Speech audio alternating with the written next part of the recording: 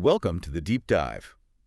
Today we're doing something a little different. Oh, Yeah, we're going to crack open a set of 50 questions and answers taken straight from a CISM assessment test. CISM.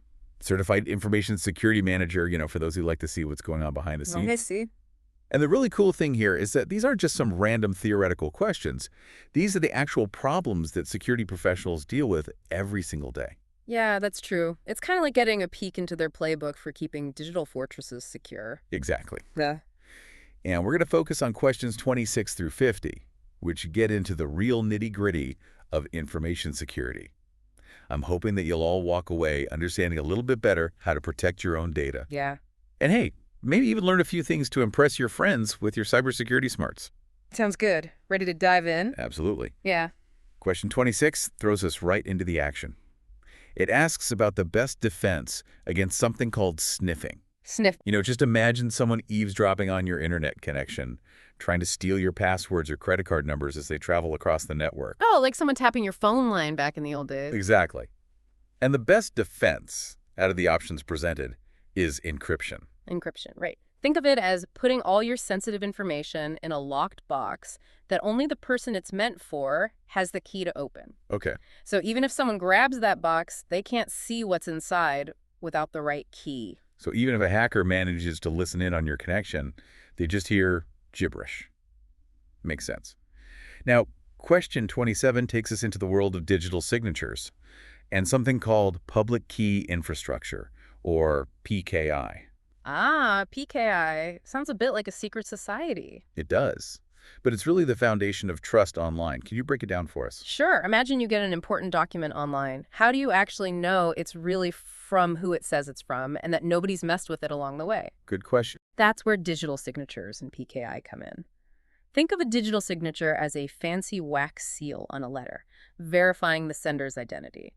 And PKI is the system that makes sure those seals are actually trustworthy.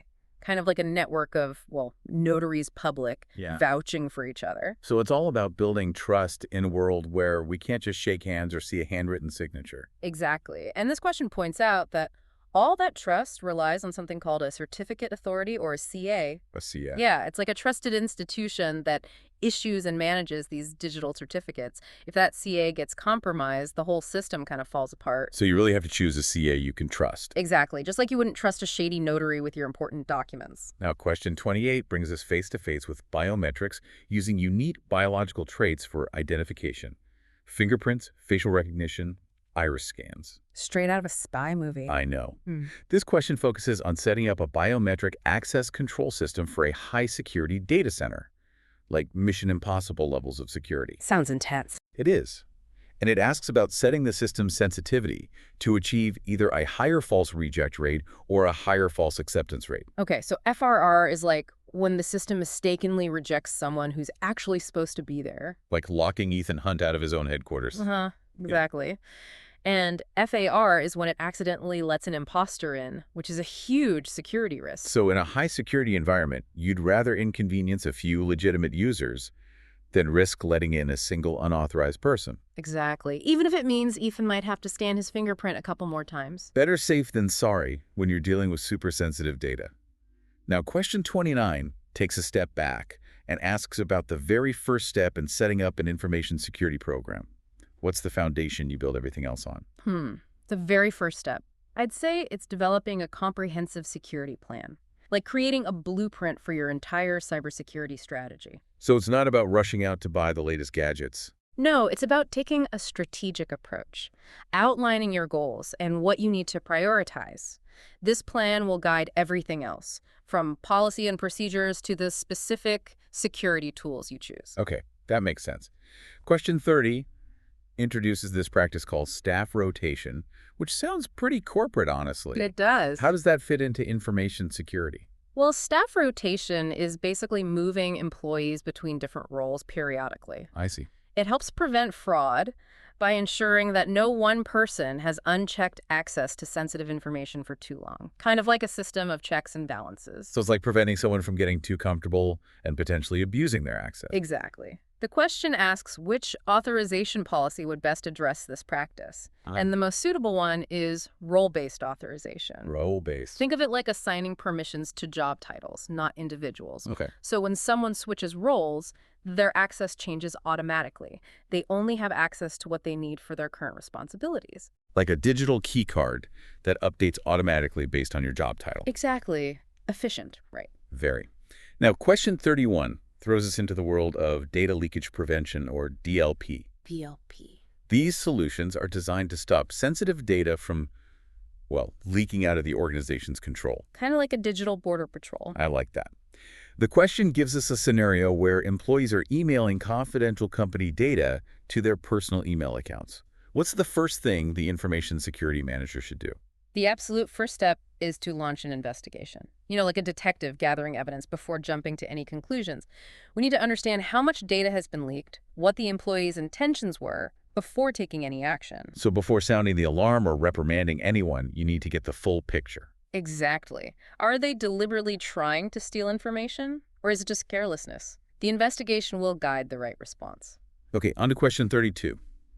This one highlights a classic tension point: the potential conflict between IT performance and security controls. Yeah, like trying to drive a race car with the parking brake on. Perfect analogy. So what's the most important thing in this situation?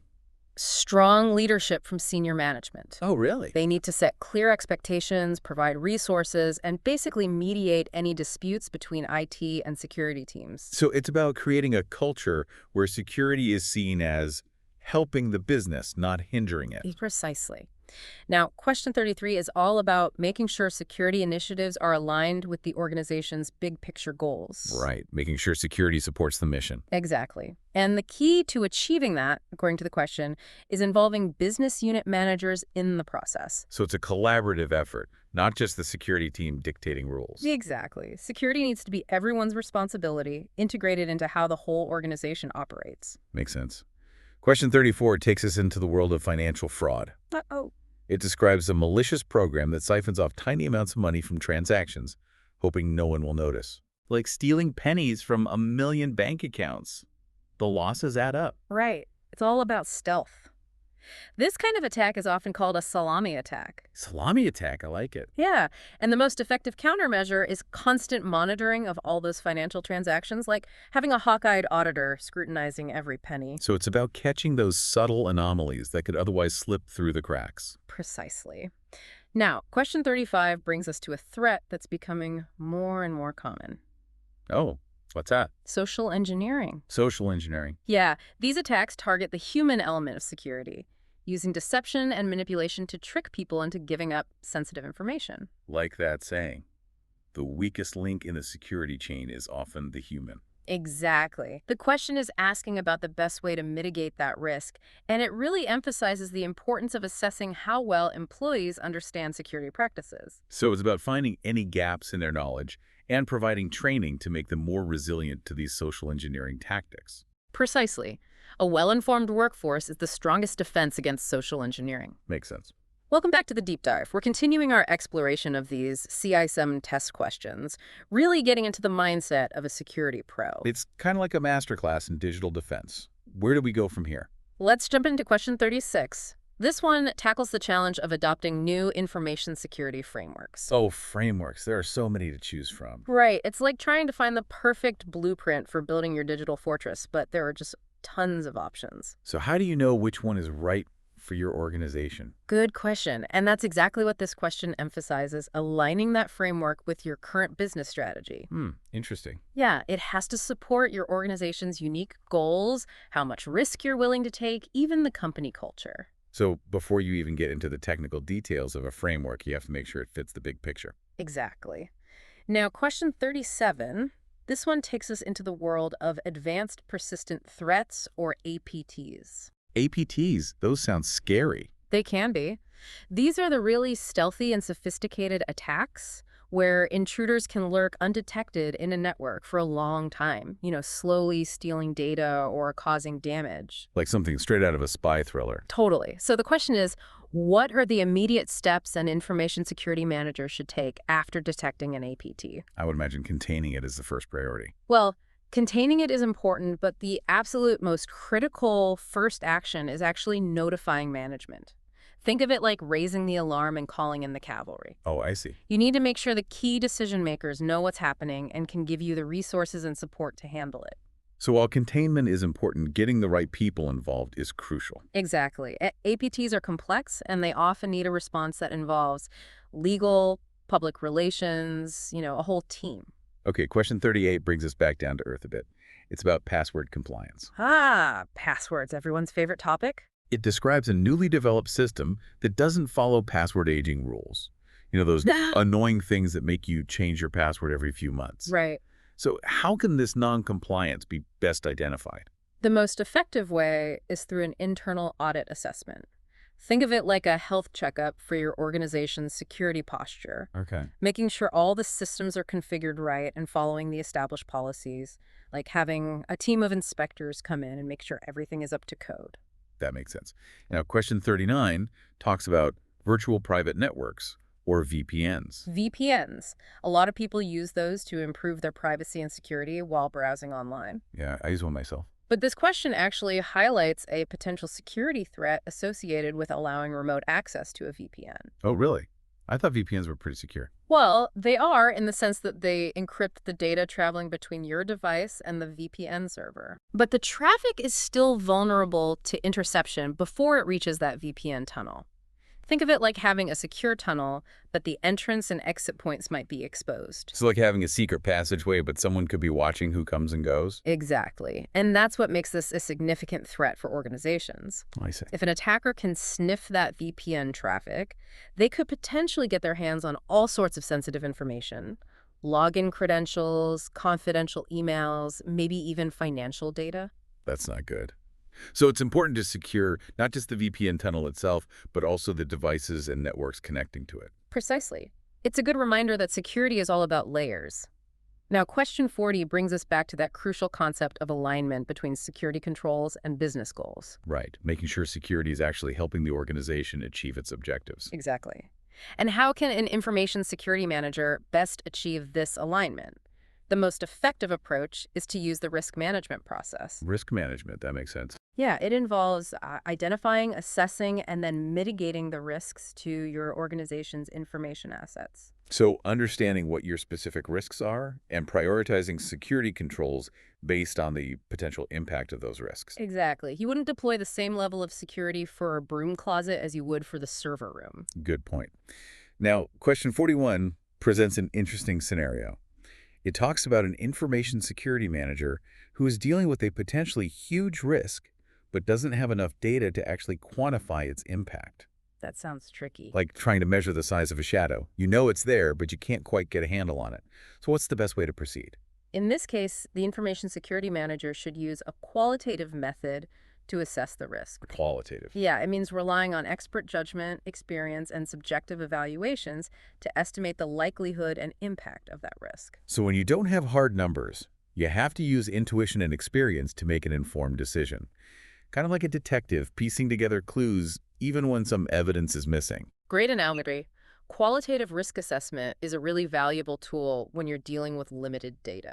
Okay, question 42 shifts our focus to the aftermath of a security breach. Imagine the breach has been contained and fixed, but industry regulations require that you communicate it externally. Oh, that's never fun. What's the next step? In this situation, the information security manager should invoke the corporate communications plan. The communications plan. Yeah, it's a document that outlines exactly how you communicate with external stakeholders during a crisis like this. It ensures that everyone is on the same page and that the message is consistent and transparent. So it's like a pre-rehearsed script for handling a crisis. Exactly. It helps maintain trust and confidence even when things go wrong. Now, question 43 brings us back to the idea of alignment. But this time, it's about making sure the information security program aligns with the overall enterprise requirements. Right, keeping everything in sync. Exactly. And the question is, what's the best indicator that this alignment is actually happening? The most telling sign is when your security strategy objectives are defined in business terms. Business terms. Instead of talking about firewalls and intrusion detection systems, you're talking about protecting customer data, ensuring business continuity, or complying with regulations. It makes it clear how those security initiatives directly support the organization's mission. That makes sense. It's about speaking the same language. Exactly. Question 44 zeroes in on a crucial document for any organization, the Incident Response Plan. Oh, the incident response plan. That's like your emergency manual for dealing with a cyber attack. Exactly. It's like having a fire drill, making sure everyone knows what to do in case of an emergency. So what's the absolute most critical element of a good incident response plan? The most crucial part is documenting your incident notification and escalation processes. Notification and escalation. Yeah, you need a clear chain of command. Everyone needs to know who to contact and what steps to take when an incident happens. It ensures that the right people are informed quickly and that decisions are made swiftly to contain the damage. So it's not just about reacting quickly, it's about reacting effectively. Precisely. Now, question 45 asks about the most effective way to detect security incidents in the first place. It's like having a security system that not only sounds the alarm, but also tells you exactly where the intruder is. That would be helpful. The most effective approach is to analyze security anomalies. This involves monitoring systems and networks for any unusual activity that deviates from normal patterns. So it's about looking for those subtle red flags that might indicate something's wrong. Exactly. It's like noticing that a door that's usually closed is now slightly ajar. That small detail could be a sign of a bigger problem. Good point. Analyzing those anomalies can help organizations respond to incidents in real time. Exactly. It's about being proactive, not just reactive. Okay, question 46 highlights a potential pitfall that can derail even the best security projects. Imagine an organization that wants to improve their application security after a big hacking incident. Sounds like a good idea. It does, but there's a catch. What's a major risk in this scenario? A huge risk is that the organization might not have the resources to actually implement those improvements. Resources. Yeah, things like funding, staffing, or even just the expertise to carry out those enhancements. You can have the best intentions, but if you don't have the means to follow through, those security plans won't amount to much. So it's like drawing up elaborate blueprints for a new castle defense system, but then realizing you don't have enough stone or skilled masons to build it. That's a great analogy. Resource constraints can really make or break your security efforts. Now, question 47 reminds us that cybersecurity is constantly changing. New threats pop up all the time, so it's not enough to just deal with the risks we already know about. You always have to be one step ahead. Exactly. So how can organizations make sure they identify those new risks as quickly as possible? The most effective way is to establish really robust risk monitoring processes. Risk monitoring. Yeah, this means constantly keeping an eye on the threat landscape, industry trends, and any internal or external factors that could affect your organization's risk profile. So it's about being vigilant and staying informed. Exactly. Risk monitoring helps you proactively identify and address those emerging threats before they become a major problem. Now, question 48 delves into the world of incident response metrics. It's not enough to just respond to incidents. You also need to measure how effective that response is. Right. You need to know what's working and what's not. Exactly. So the question is, what metric provides the most valuable insight into the effectiveness of an incident response plan? The most useful metric is the average time to resolve an incident. Average time to resolve. Yeah, it measures how quickly the organization can contain, remediate, and recover from a security incident. It reflects the organization's overall resilience, their ability to bounce back from these challenges. So it's not just about speed, it's about efficiency. Exactly. Now, question 49 explores different models for organizing incident response teams. Those are also known as IRTs. Imagine a global organization that needs to maintain a unified response to security incidents across all of its locations. What IRT model works best in this situation? It sounds like they need a coordinated approach. Right. And the most suitable model in this scenario is a central IRT. This means having a single centralized team that's responsible for coordinating and managing all incident response activities across the entire organization. So it's like having a central command center that orchestrates the response, ensuring consistency and efficiency no matter where the incident occurs. Exactly. A central IRT model gives you much greater control and helps avoid inconsistencies that might arise with a more distributed approach. That makes sense. Okay, on to the final question, question 50. This one deals with the very important decision of when to escalate a security incident. Escalation, that sounds serious. It can be. It means notifying higher levels of management or bringing in additional resources to handle a more serious or complex incident. So What should primarily drive this decision? The decision to escalate should always be based on predefined policies and procedures. So you don't want people making judgment calls on the fly. Exactly. These policies should outline very clear criteria and thresholds for escalation, ensuring that those decisions are made consistently and objectively.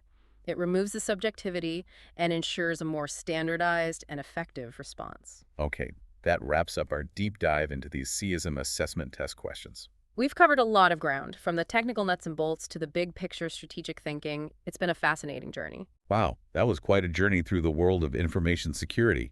We covered so much ground, from sniffing attacks and digital signatures to incident response plans and the importance of making sure your security measures match your business goals. It is amazing how these CISM test questions make you think like a real security pro, considering every possible angle. It's given me a whole new perspective on just how complex cybersecurity really is. What stood out to you most from all these questions? I think it's fascinating how much these questions emphasize the human element of security. Oh, interesting. It's not all about firewalls and fancy algorithms. It's also about understanding people's behavior, managing risk, and creating a culture where everyone in the organization cares about security. That's a great point. Security really is everyone's responsibility, not just the IT department. What do you think our listeners can take away from this and use in their own lives? I hope it encourages everyone to be more careful about their own digital security.